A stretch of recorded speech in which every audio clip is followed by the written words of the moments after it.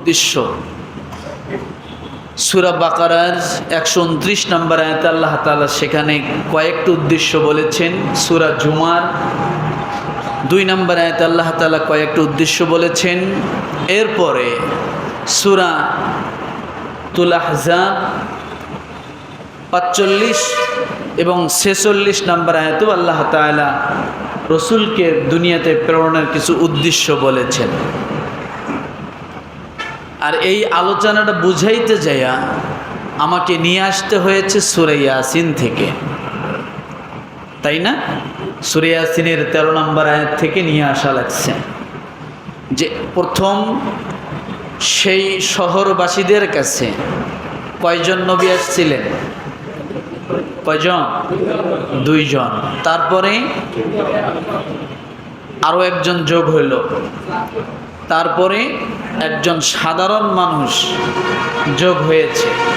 এই মোট 4 জন এক শহরবাসীকে দাওয়াত দিয়েছেন। এরপরেই আল্লাহ তাআলা 2-4টা আয়াতের পরে এখানে একটা মজার কথা বলি, সেটা হলো ওই 3 জন নবীর নামে আলোচনা যতটুকু কোরআনে হয়েছে তার থেকে ওই সূরাতে বেশি আলোচনা হয়েছে ওই সাধারণ লোকটার বিষয়। সুবহানাল্লাহ। কার বিষয়? সাধারণ লোকটার বিষয় বেশি আলোচনা হয়েছে কোরআনের ভিতরে। ওই 3 জন নবীর নামে যে আলোচনা তার থেকে বেশি আলোচনা কার নামে? সাধারণ যে লোকটা অংশগ্রহণ করেছিল এই দাওয়াতের কাছে তার নামে বেশি আলোচনা হয়েছে। সুবহানাল্লাহ বলে। তাহলে বোঝা গেল অনেক সময় সাধারণত কিছু মানুষ যখন ভালো কিছু করে তখন দেখা যাচ্ছে যে তাদের আলোচনাটা অনেক বেশি হয়। হয় কি হয় না? আশ্চর্য হয় মানুষ। তো এইভাবে আলোচনা আল্লাহ তাআলা নিজেও করেছেন। তারপরে বলেছিলাম রসুল কিসের মতো? কথা বলেন, শরম পাইতেছেন নাকি? রসুল কিসের মতো? মুমিনরা কিসের মতো? চাঁদের মতো। আল্লাহ তাআলা রসুলকে সিরাজাম মুনীরা বলা হয়েছে।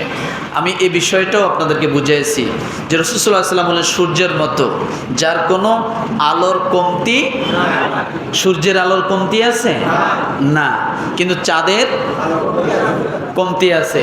চাঁদ কমে বাড়ে, মুমিনের ঈমান কমে বাড়ে, কিন্তু সূর্য কমে বাড়ে নাকি? ছোট হয় বড় হয় না। মুমিন সূর্যের আলো, সূর্য যেমন ওই রকমই নবীদের ঈমান কমেও না বাড়েও না। নবীদের ঈমান সব সময় আল্লাহ তাআলা যেভাবে ঢুকাইয়া দেন ওইভাবেই শুরু হয়ে যায়। যেমন ইব্রাহিম আলাইহিস সালামের দিকে যদি আপনি তাকান, যখন তার মা তাকে গুহার ভিতরে সেই নমরুদের ভয়ে তাকে যখন দুগ্ধ পান করান, এরপর যখন সে গুহার ভিতরে ঢুকে গেল, ফেরেশতারা যখন তাকে দুধ এবং মধু খাওয়ান, এরপর গুহার ভিতর থেকে যখন বাইর হন হয়ে দেখে সূর্য, মনে করে এটাই আমার আল্লাহ। কিছুক্ষণ পর দেখে সূর্য অস্তে চলে গেছে, অন্ধকার, বলে আমার আল্লাহ অস্তে যেতে পারে না, অস্তে যেতে পারে না। নবীরা এইভাবেই ঈমান নিয়ে আসছেন। আল্লাহ তাআলা এইভাবেই ঈমান তাদেরকে এমন চার্জ দিয়ে দুনিয়াতে পাঠাইছেন, মায়ের গর্ভে থেকে বাইর করে নিয়ে আসছেন যে তাদের কোনো কমতি নাই। মুসা আলাইহিস সালামের দিকে তাকান, এরকম। তো যাই হোক, আজকে আমি যে আলোচনাটা করতেছি সূরাতুন নাহল। কোন সূরা? কোন সূরা? জোরে বলেন। সূরাতুন নাহল। নাহল শব্দের অর্থ কি? মৌমাছি। কি বলেন তো? নামল শব্দের অর্থ পিঁপড়া, আর নাহল শব্দের অর্থ কি? মৌমাছি। এই পুরা সূরাটাই মনে করতে পারেন এটা দাওয়াতের সূরা। কিসের সূরা? এই সূরার যত আলোচনা আছে সবগুলো আলোচনা, সবগুলো কথা দাওয়াতের সাথে সম্পৃক্ত। কিসের সাথে? কথা বলে।